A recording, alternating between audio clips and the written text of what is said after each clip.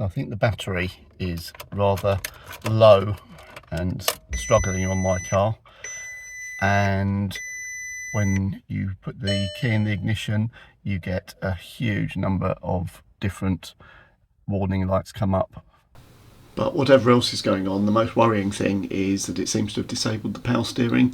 The steering is incredibly heavy and it's virtually impossible to actually move the car.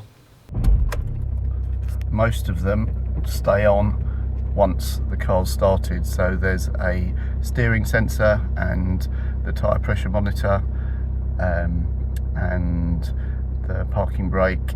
There's now only reduced down to those ones. Previously there were an awful lot more that came up, so I'm going to replace the battery and we'll see if that sorts the problem.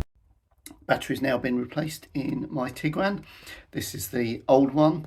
Unfortunately with this car you need to code the battery to the car so that the car knows it's got a different battery.